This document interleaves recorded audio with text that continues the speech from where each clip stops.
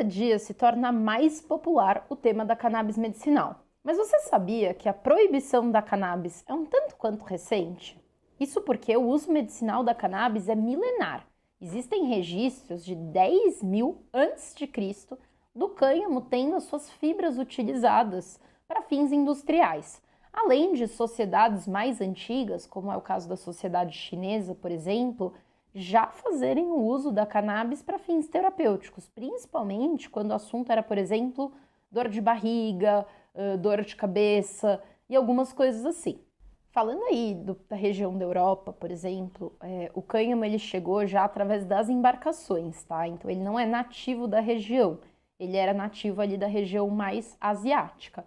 E nos países europeus ele chegou através das velas, que eram feitas com a fibra do cânhamo, porque ela era muito mais resistente do que outras fibras. Os Estados Unidos, que sempre foi uma colônia produtiva, já teve o cultivo do cânhamo inserido desde seu início, não falando aí, claro, dos nativos, né? Esses a gente não sabe se faziam, ou pelo menos nunca se encontrou esse registro.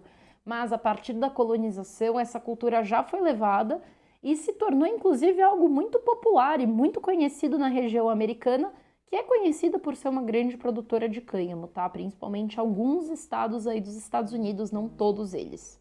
Foi a partir de 1900 que a campanha contra a cannabis tomou força, muito liderada por um comissário do serviço aí de narcóticos americanos, que queria que fosse proibida a qualquer custo.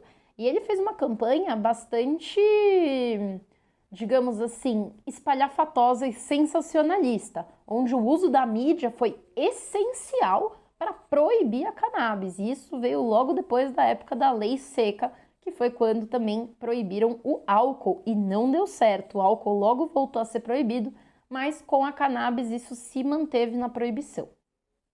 Agora, a grande quebra de paradigmas é quando os estudos voltam a acontecer. Isso porque, a partir da ciência, se provou que o nosso corpo tem um sistema todo preparado para receber os compostos da cannabis e que esse sistema é o responsável pela hemostase. Por isso que a cannabis é tão importante para tantas condições médicas. E o seu uso, que antes era muito questionado, hoje em dia pode não ser totalmente liberado, mas poucos questionam sua efetividade. Aqui no Brasil, a regulamentação da cannabis medicinal segue várias vertentes. Isso porque em 2015 a Anvisa permitiu o uso importado. Então você podia trazer a partir da pessoa física o produto que o médico receitasse. Com isso surgiu toda uma indústria, vamos dizer assim, um mercado de empresas que facilitam a importação de produtos à base de cannabis.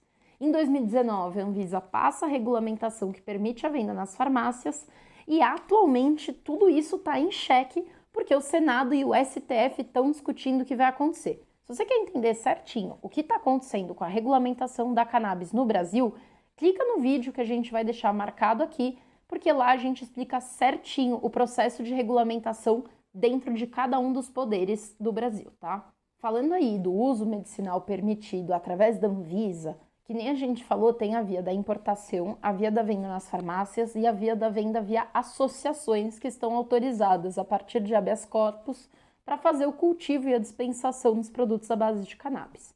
Com isso, são mais de 430 mil pacientes vendo os benefícios da cannabis medicinal, movimentando um mercado aí de mais de 700 milhões de reais ao ano, sendo mais de 100 milhões que foram financiados pelo SUS.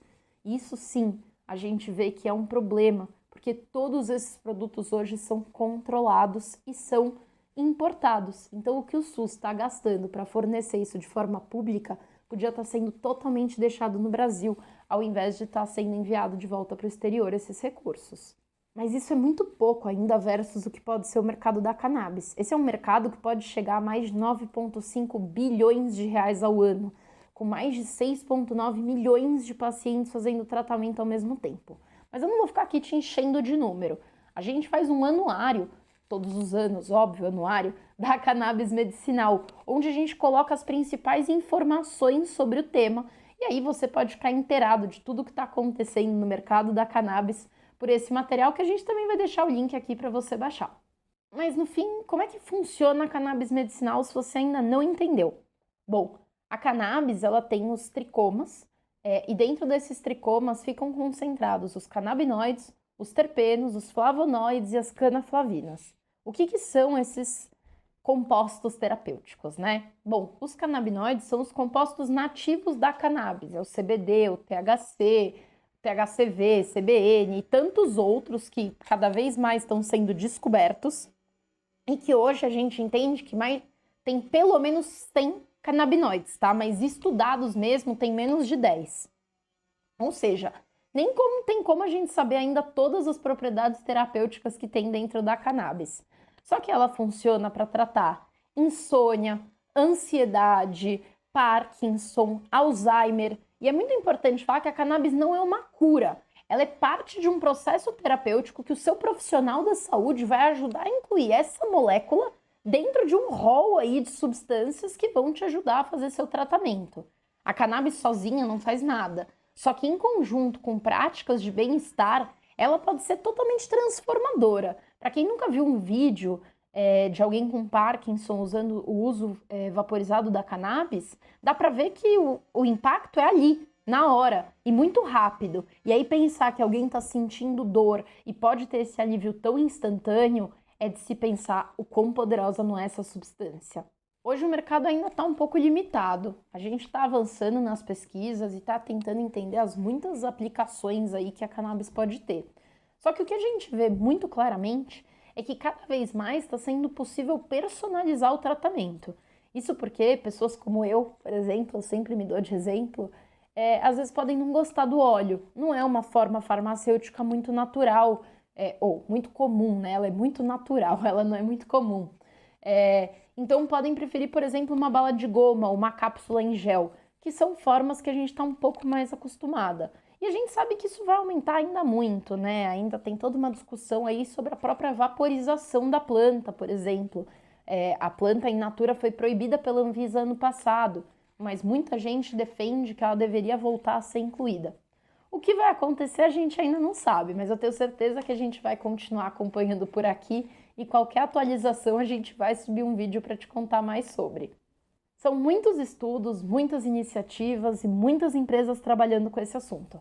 Então, se você curtiu saber mais sobre isso, nesse canal a gente só fala sobre cannabis nas suas muitas frentes. Não é só medicinal, tá? Mas acaba tendo um foco grande nisso. Então segue a gente aqui no canal e, por favor, deixa pra gente comentário do que mais você quer que a gente fale sobre aqui, que com certeza a gente vai adorar produzir esse conteúdo para você. Até a próxima!